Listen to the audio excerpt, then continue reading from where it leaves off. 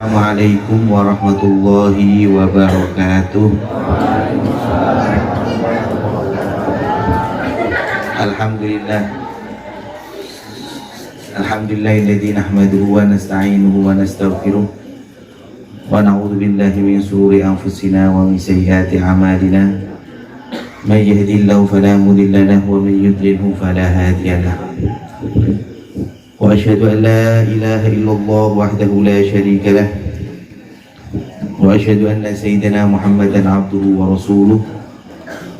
Allahumma salli ala sayyidina wa habibina wa syafi'ina wa qurrati a'yunina Muhammad al-fatihi lima ughliq wal khatimi lima sabaq nasiril haqqi bil haqq wal hadi ila siratikal mustaqim wa ala alihi wa sahbihi haqqa qadrihi wa miqdarihi al-azim. Amma ba'du. Para hadirin wal hadirat hafizakumullah, para bapak, para ibu yang saya muliakan, mobil khusus pada sahibul bait Bapak Kiai Supriyono sekeluarga, Bapak Suparman yang saya muliakan, tidak lupa kepada guru kita semua, kepada Agus Majid Royani, semoga beliau dipanjangkan umurnya, kepada Bapak Kiai Sutris, Bapak Kiai Abdul Hakim, Bapak Kiai Imam Dawud, Bapak Kiai Tahrir, Bapak Kiai Ajibur Rahman, Bapak RT RW lurah setempat, aparat pemerintah, sipil, TNI maupun Polri yang hadir. Semoga yang hadir malam hari ini semoga kita diberi umur yang panjang, umur yang barokah.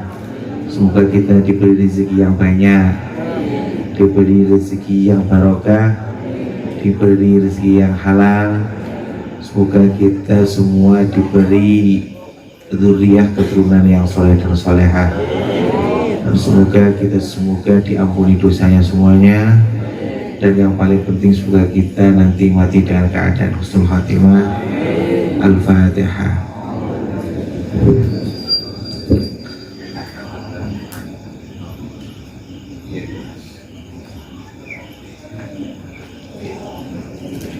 Masya Allah, barusan kita dengarkan dan kita baca bersama Rotibul Atas dari Imam Umar bin Abdurrahman Al-Atas.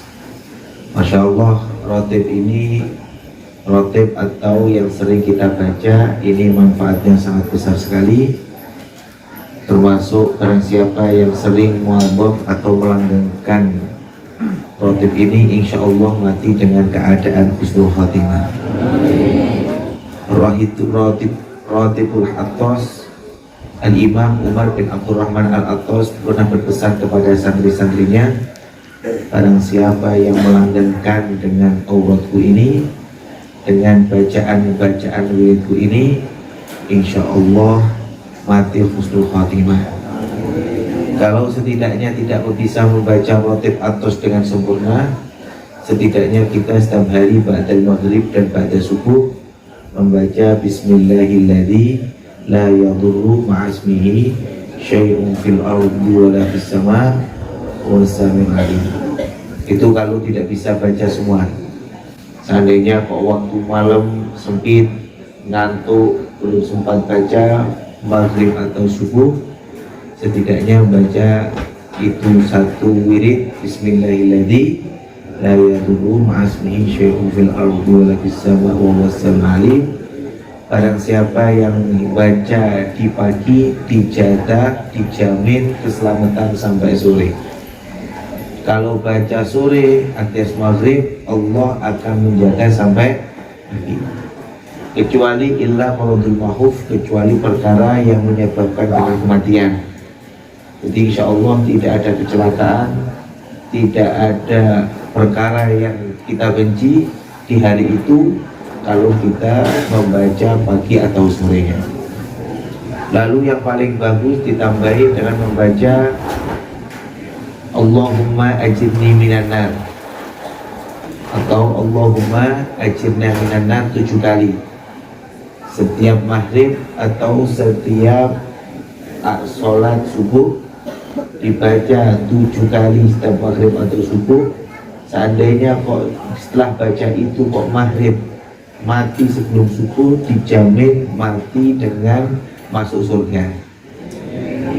Kalau dibaca subuh kok zuhur mati tabrakan atau sakit meninggal pagi habis subuh membaca Allahumma ajirna minan nar, dijamin mati langsung masuk surga. Semoga kita semua ahli surga semua. Untuk mendapatkan mati syahid atau mendapatkan mati husnul khotimah, ulama itu caranya banyak. Salah satunya yang diperintahkan oleh baginda Nabi Muhammad SAW itu seperti yang dianjurkan oleh ulama-ulama kita, seperti yang diriwayatkan oleh Al-Imam Muslim. Beliau di Sahih Muslim, Rasulullah SAW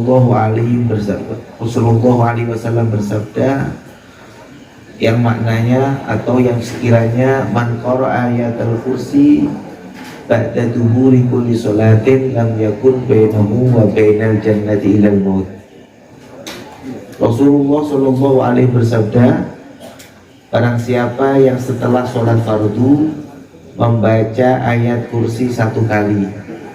Jadi membaca ayat kursi seperti guru-guru kita setelah sholat fardu, sholat zuhur, asar, maghrib, isya, subuh, jangan beranjak pergi sebelum membaca ayat kursi. Barang siapa yang membaca ayat kursi setelah sholat fardu, Allah tidak ada di antara orang tersebut dan surga kecuali hanya melewati mati.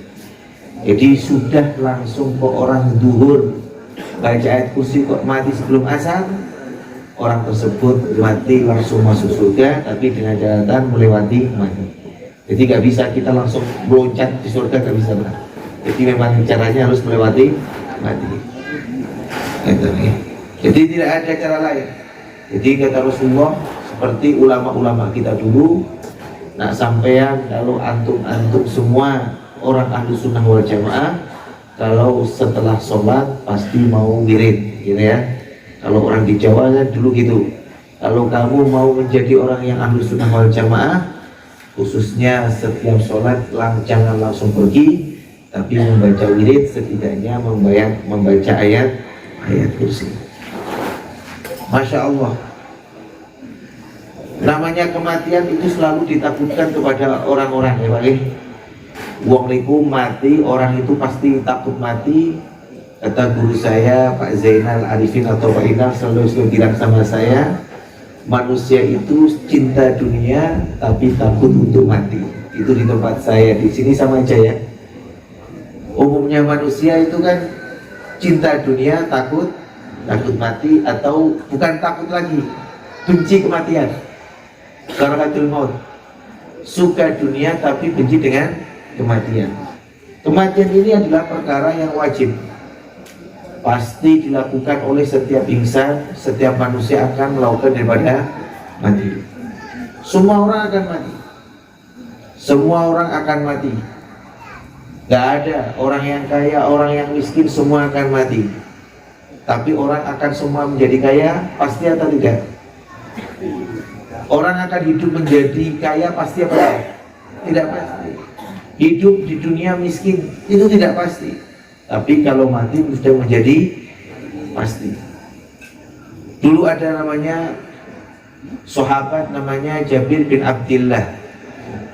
Jabir bin Abdillah itu punya anak namanya Jabir. Jadi kalau orang Arab itu nama orang tuanya dibuat nama anaknya. Jabir ini seorang pemuda belum nikah.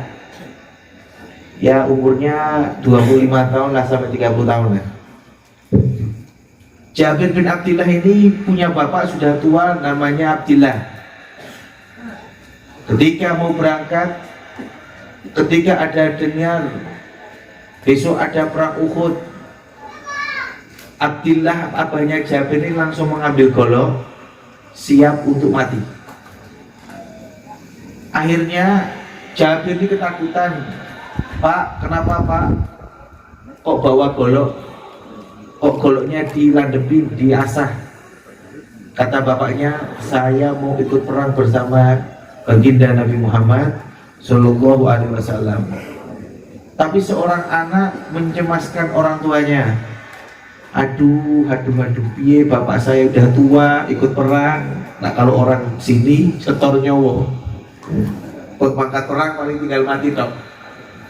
Karena umurnya udah tua, sudah 60 lebih 70 tahun, untuk jalan aja sudah susah, apalagi ikut perang. Jabir bin Abdillah ini laporan kepada Kanjeng Nabi, lapor ya Rasulullah, ada apa Jabir? Saya mau curhat. Saya udah tua. Kok bapak saya ini mau ikut perang? Apakah dia ini nanti cuman hanya sia-sia saja? Kalau saya hanya menyetorkan nyawa untuk mati saja? Apa jawaban baginda Nabi Muhammad SAW?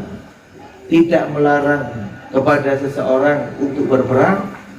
Malah Rasulullah mengatakan kepada Jabir, la'allahu yashhad. Kalau ya mungkin mati syahid, menowo mati syahid, atau yang dimungkinkan mati syahid. Kalau baca itu kan maknanya menowo itu kan jenenge litamani. Tapi ketika yang dikatakan oleh baginda Nabi Muhammad SAW atau ayat Qur'aniyah atau hadis Nabawi, kalau ada kalimat la'alla itu bimakna apa? Bimakna tawakko, mesti terjadi. Semua sahabat tahu kajian Nabi ngomongnya la'allahu yashhad, mesti mati. Karena Rasulullah kalau ngomong nak la'ala maknanya lit tawakko. Jangan ngaji cilumnya adalah jangan ngaji cilumnya, jangan la'ala lit tamani laita gitu. Akhirnya ketika perang pulang, karena Jabir ini udah tahu bahwasanya bapaknya perangnya kan mati, tahu. Akhirnya pulang, udah tahu kan, firasatnya itu pasti benar. Akhirnya ketika berangkat perang, semua orang belum bau angin surga kecuali Abdillah ini sudah bau angin surga seperti Julaibib. Julaibib dulu ketika mau perang sudah bau angin surga seperti yang dirasakan oleh Abdillah abahnya Jabir. Setelah semangatnya perang, namanya orang perang,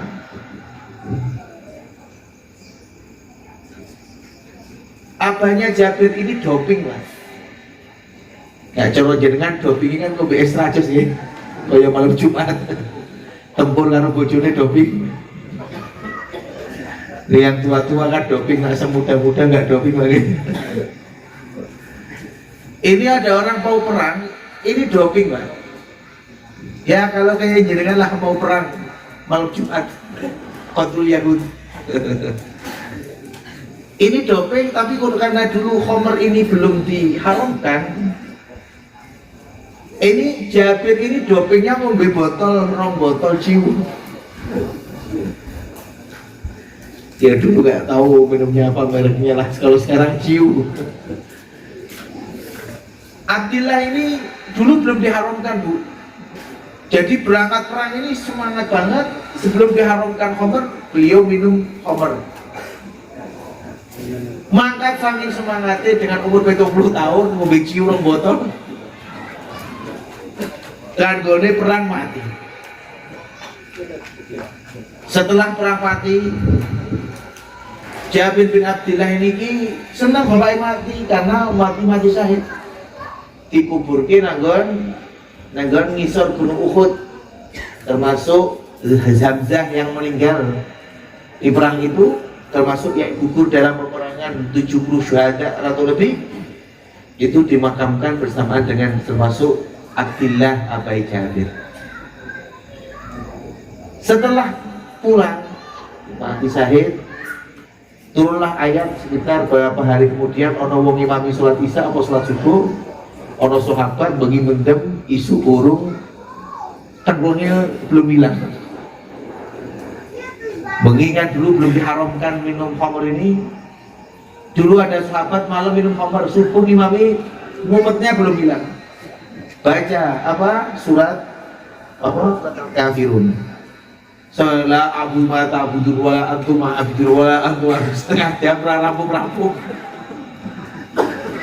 Nah, ini bukan masalah apal nggak apal, karena belum sadar 100%, sehingga ketika dia ngimamin sholat baca surat Al-Kafirun nggak selesai sampai setengah jam. Akhirnya Pak Widodo Farokoh laporan ke Nabi. Oleh Nabi cuma begini sholat subuh setengah jam, kini ngantuk, kakinya sudah doyong. Malah ono sahabat, akhirnya turun ayat, ya ayyuhalladzina amanu innamal khamru wal maisir wal ansab wal azlam wa lakum tarahun. Yasalunaka 'anil khamri wal maisir qul fihi ma ismun wa amalun. Setelah turun ayat, sahabat Jabir sedih, ya Allah, biar aku senang bapakku mati syahid. Tapi sekarang khamr ini termasuk minuman yang paling dilarang oleh Kanjeng Nabi, khamr yang paling dibenci oleh Kanjeng Nabi dan diharamkan oleh dia. Jadi sedih. Yuk gimana, ingat bapaknya saya dulu mati dengan keadaan mendem. Sedih loh, sedih Jabir, sedih piye bapakku biar mati nih kok pas mendem nih kepiye. Gimana dulu bapak saya kok mati dengan keadaan masih minum khamr. Akhirnya pun sekesedihannya tidak berani tanya kepada siapa-siapa. Memang kesedihan itu belum ada keharamannya untuk meninggalkan dari khamr. Setelah berapa bulan sedih, Jabir sering ngamun, iya nasibnya bapak saya yang dulu meninggal dengan keadaan minum khamr. Terus turun ayat, wala tahsabanna alladziina qutilu fi sabilillahi amwata bal ahya'un 'inda rabbihim yurzaqun farihina bima ataahumullahu min fadli wa yastabshiruna bil ladzina lam yalhaqu bihim min khalfihim alla khaufun 'alaihim wa la hum yahzanun. Itu asalnya. Wala tahsabanna alladziina qutilu fi sabilillah. Jangan kau anggap kangen jauh, dianggap sepele lah. Awal jangan bersedih. Wala tahsabanna itu jangan anggap billadzina qutilu fi sabilillah amwata. Jangan kau anggap seorang mati wis mati. Tambah sedih. Waduh, jadi bapak saya disiksa dong di kuburan. Quran, wala tahsabanna alladzina qutilu fi sabilillahi amwata bal ahya'un 'inda rabbihim yurzaqun. Balik mereka hidup di alam kubur. Dan ketika hidup orang yang mati ini diberi rezeki. Bal ahya'un 'inda rabbihim yurzaqun farihina bima atahumullahu. Ya anak uripe di kuburan enak, tapi kalau hidup di kuburan itu ada kehidupan, Pak. Kehidupannya beda dengan kita. Kalau kita itu hidup makan, minum, ngerokok, gitu Pak. Ayo yang punya rokok disumet rokoknya. Rokoknya disumet. Ayo Pak, rokoknya disumet gitu rokok. Dikancani Pak Le, ada izin. Ayo rokoknya disumet. Jadi kehidupannya orang yang hidup dan orang yang mati itu beda. Hidup, makan, minum, ngerokok, bojo, gitu Pak. Bojo siji loro, kan? Tapi kehidupan di dalam kuburan bukan seperti itu. Mereka apa? Padang kuburan, jembar kuburan.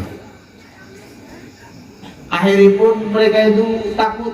Waduh, lah terus nasib bapakku itu melu golongan A apa golongan B? Golongan A jembar kuburan, padang kuburan. Sebaliknya golongan B apa? Peteng kuburan, sempit kuburan.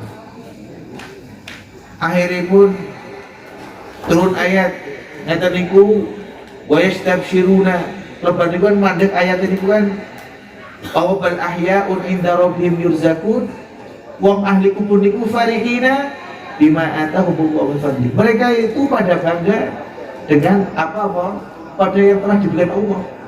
Allah memberikan matruzul khatimah pada kubur. Yang Allah memberikan mati dengan sul khatimah gelap kuburannya.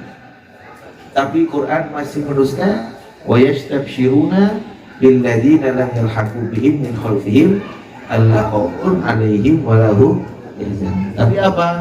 Di Quran mengatakan wa yastabshiruna, dan podo banggakan orang yang meninggal itu, membanggakan billadzina dengan anak cucu, billadzina lam yalhaqu bihim yang belum menyusulnya. Jadi ayat ini, jadi orang yang mati, orang tua kita itu membanggakan dengan apa? Dengan saja anak cucu yang belum menyusulnya. Apa yang dibanggakannya? Dengan amal-amal solehnya, dengan zakat sodakohnya yang senantiasa buat orang tua. Sampai guru saya, Allah yarham, Habib Salim Asyadiri, ketika kamu melakukan perkara yang wajib, diniati dengan sodakoh. Contohnya apa contohnya? Contohnya ketika bapak ibu memberi belanja istri, memberi nafkah kepada suami istri, memberi jajan kepada orang tua, kepada anak, selalu diniatkan, ya Allah, pahala ini saya hadiahkan untuk orang tua, walaupun ini hanya sebatas memberikan nafkah. Kasih uang istri belanja satu hari 50.000, kasih belanja istri 100.000. Kita niatkan, ya Allah, saya niatkan ini saya mengasih sedekah, mengasih nafkah kepada istri saya, pahalanya saya kirimkan ke orang tua. Itu termasuk bisa cara untuk mengirim pahala kepada orang tua. Bukan hanya itu saja, acara wajib haddad, Rotibul Atos seperti yang kita baca. Ya Allah, saya kirimkan pahala ini Rotib Al-Atos, saya kirimkan untuk kedua orang tua yang saya meninggal, atau salah satunya, atau mbah-mbah yang sudah meninggal, itu juga bisa. Apapun amal soleh, apapun amal-amal yang bagus, itu bisa kita sisihkan pahala kita, atau kita hadiahkan pahala kita ini kepada orang tua yang sudah meninggal. Semoga orang tua kita semua ahli surga semua. Nah, terus gimana? Apa yang dibanggakan? Apakah jabatannya? Apakah uangnya yang banyak? Apakah anaknya yang jadi ulama atau jadi pegawai? Mereka itu senantiasa menandakan dengan amal-amal soleh. Ketika kita bisa sudah dibanggakan, Allah berfirman, Allah khaufun alaihim walahum yahzanun. Allah khaufun itu beda daripada apa? Wa yastabshiruna bil ladzina lam yalhaqu. Jadi orang siapa? Orang yang dibanggakan oleh orang tua, dan yang selalu dibanggakan orang tua itu apa? Orang yang tidak takut miskin di dunia atau kehilangan dunianya, dan tidak pernah takut apa yang telah di akhirat. Alias orang itu tidak memikirkan dunianya, dunia hanya di tangannya saja, seperti doanya orang-orang itu. Allah ta'ala fi aidina wa la ta'al fi qulubina. Jadikanlah semua harta ini hanya di tangan kita, tapi bukan di hati kita. Orang itu kalau harta di tangan hilang tidak akan menjadi masalah. Tapi kalau harta di dalam hati kita, walaupun sudah kita berikan kepada orang lain, kita udah sedekahkan pada orang lain, kita akan ingat terus. Kayak sampean, kita pernah sedekah kepada masjid 100 juta, 200 juta, atau uang ini di tangan kita akan terlupakan. Tapi kalau kita harta itu di hati kita, kita akan ingat terus, itu masjid yang buat aku itu, itu kebaikan aku, itu jalan yang buat aku. Dia walaupun sudah lepas daripada pemilikannya, tapi masih rasanya ingin memiliki terus. Nah, itu orang-orang yang ahli surga, yang tidak takut atas dunianya, juga tidak takut wala khaufun alaihim wala hum yahzanun, tidak akan pernah sedih. Itu adalah orang yang hatinya kepada yang selalu bergantungan dengan Allah Subhanahu wa ta'ala. Akhirnya setelah turun ayat itu, sahabat Jabir senang. Akhirnya tambah rajin mendoakan orang tuanya. Setiap langkah baiknya, setiap langkah yang dilakukan dengan baik, selalu dikirimkan doa kepada orang tuanya. Jadi seperti itu. Jadi cara untuk mengirim pahala kepada orang tua macam-macam. Ada dengan cara Rotibul Aqos, Rotibul Haddad, membaca yasin, tahlil, membaca membaca macam-macam burdah, itu bisa, atau dengan sedekahnya, atau dengan dengan jariahnya, macam-macam itu bisa untuk mengirim kepada orang tua yang sudah meninggal. Nah, semoga orang tua kita ahli surga semua.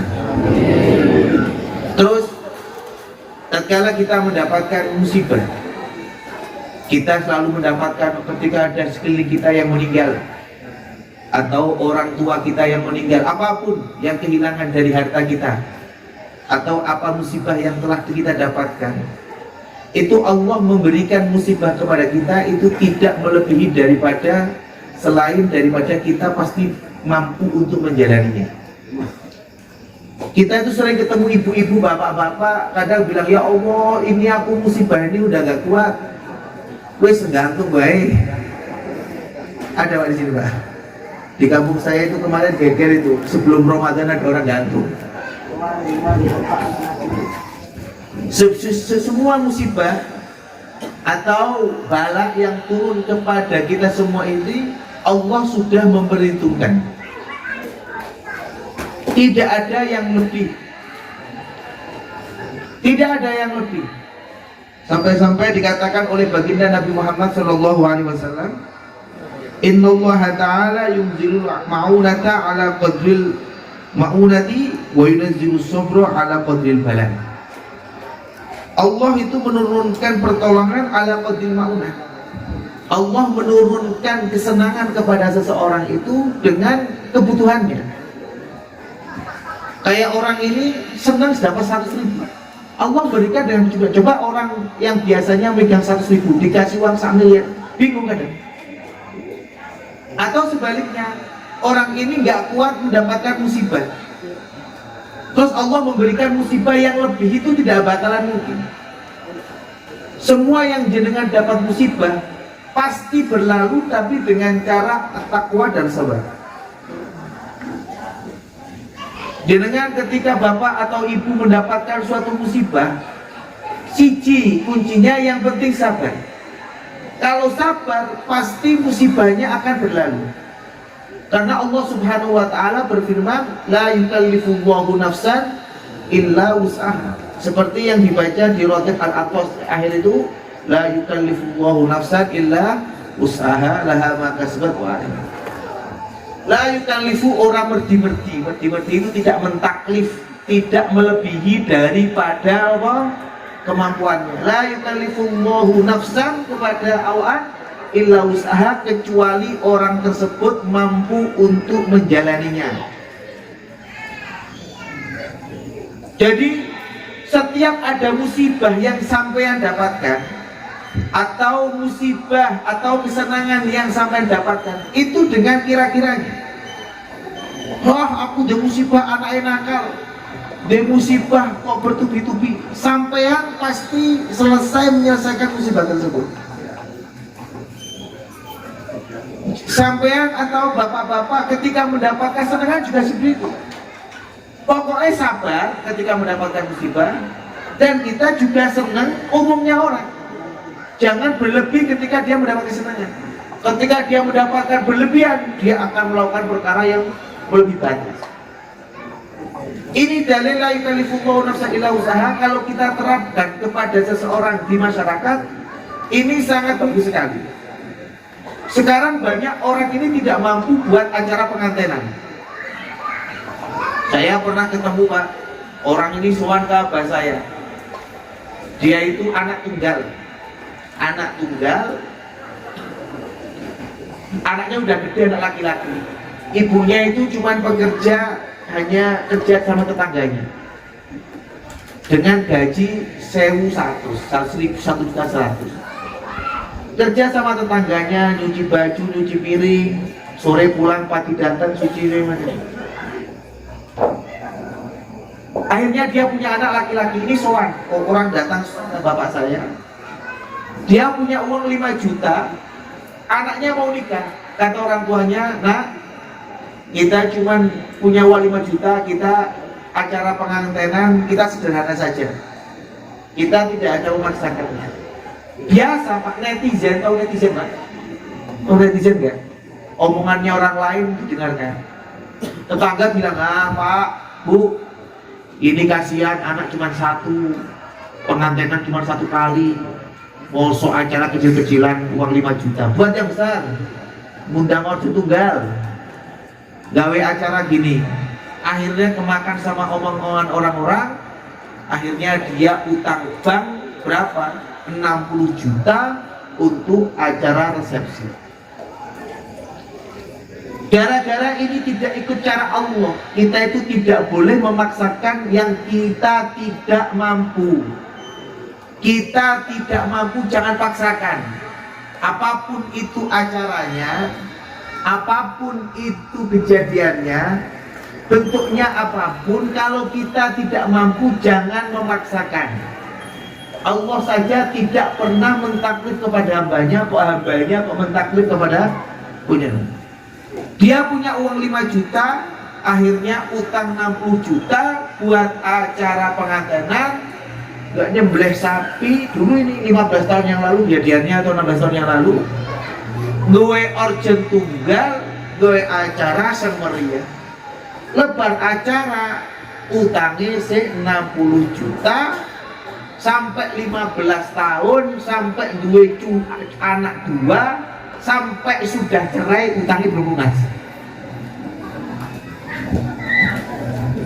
Itu anak sudah berusaha untuk ikut menolong membayar utang, orang tuanya gaji cuma 1.100 atau 1.500, habis buat bayar utang. Sudah 15 tahun bayar sama rentenernya, sama yang banknya, sampai bunganya banyak. 15 tahun keluarganya sampai bubar, tapi apa? Utangnya belum lunas. Karena apa? Karena tidak sesuai dengan konsep Al-Quran. Jenengan bapak ibu mau buat acara terserah, mau acara sunatan terserah, tapi jangan sampai membebani. Punya uang sedikit, acara kecil-kecilan, jangan mengikuti gengsi, mengikuti keadaan dan kemampuan. Kalau kita mengikuti gengsi tidak ada selesainya, apalagi mengikuti omongannya netizen. Ini netizen Bu, siapa netizen ya? Aku wong tonggo-tonggo kira. Tonggo nelik nih, Pak Dene. Iku kabeh ya Pak, itu hanya omongan aja. Enggak bantu ya, enggak bantu duit apa-apa, bantu omongan doang. Kita buat acara besar-besaran, kita cuma dapat buat 2 hari, 3 hari. 3 minggu sudah lupa. Kita buat acara semewah-mewah apapun, paling mengatakan 1 bulan, 2 bulan, 3 minggu, 4 minggu udah lupa. Kita semampu hidup ini. Jangan mentaklif, jangan memaksakan diri, jangan melakukan yang sesuai kita tidak mampu. Kita mampunya segini. Sepertilah Allah yang berikan pada kita, bahwa innal maula ala qadril maula, gitu. Wa yunzilu sabra ala qadril bala. Allah menurunkan sabar dengan apa qadril bala. Tidak mungkin orang itu tidak kuat, pasti kuat. Kalau sabar dengan takwa, semua musibah yang sampai dapatkan pasti kuat. Semua yang jenengan lakukan dengan takwa, perjalanan punya anak nakal, punya suami yang seperti kita, takwa kepada Allah. Yang penting kita menjaga syariat kita. Kenapa sekarang masalah ini tidak selesai di Indonesia ini khususnya? Karena kita tidak memakai konsep-konsep Al-Quran. Kalau kita pakai konsep Al-Quran, pasti kita akan benar. Hidup kita akan selamat. Karena di dalam Quran, di dalam kitab-kitabnya Allah dan Rasulnya, membimbing kita untuk jalan yang lurus. Gampang. Kata Quran mengatakan, man amila shalihan min dzakarin aw unsa wa huwa mu'minun falanuhyiyannahu hayatan thayyibah. Barang siapa yang beramal soleh dari seorang laki-laki atau seorang mukmin, wa huwa mu'minun, dia adalah orang mukmin, Allah berfirman, falanuhyiyannahu hayatan thayyibah. Kata Allah, kamilah ingsun Allah, akulah yang akan memberi kehidupan yang enak baginya. Hayatan thayyibah, urip sing kepenak, alias urip kepenak itu bukan hanya kaya saja, tapi urip tentram, urip ayem, itu kategori hayatan apa? hayatan thayyibah. Itu Allah berfirman. Tapi sekarang disuruh untuk bertakwa, untuk amal soleh saja tidak. Mulai sekarang. Kalau kita akan melakukan perkara, kita standarkan dulu dengan kekuatan kita. Dan gimana menurut Allah? Kalau kita menurut Allah baik, kita lanjutkan. Gimana Qur'annya, gimana hadisnya, gimana dawuhnya para ulama-ulama. Jangan selalu membebani kepada diri sendiri. Cintailah diri kamu, cintailah diri kamu. Bukannya kalau kita mencintai diri kita, kita akan melakukan perkara itu pasti dengan pikir panjang. Nah, jenengan taklif itu sama saja menghancurkan diri sendiri. Yang dinama mencintai kepada diri sendiri itu adalah setiap langkahnya selalu dipikirkan. Tapi nak jenengan melakukan perkara yang taklif atau memaksakan diri yang kita tidak mampu, itu sama saja menghancurkan diri sendiri. Seperti yang tadi saya ceritakan, 15 tahun hancur, nggak jadi makan enak, setiap tidur kehilangan ingat utang, bangun tidur ingat utang, nggak enak setiap hari didatangin sama bank untuk bayar utang. Namanya menyakiti atas diri sendiri. Cintailah diri sendiri dengan cara-cara yang positif, dengan cara-cara yang selalu dilakukan memakai nawa, dengan pikiran yang jernih. Pokoknya saya pikir keri, hancur gitu. Semoga-moga kita sedaya selamat dunia akhirat. Semoga-moga kita sedaya yang hadir pada malam ini, semoga kita dapat berkahannya Rawatibul Aqwas, dan semoga kita selamat dunia akhirat. Nah, begitu saja yang dari saya. Wabillahi Assalamualaikum warahmatullahi wabarakatuh.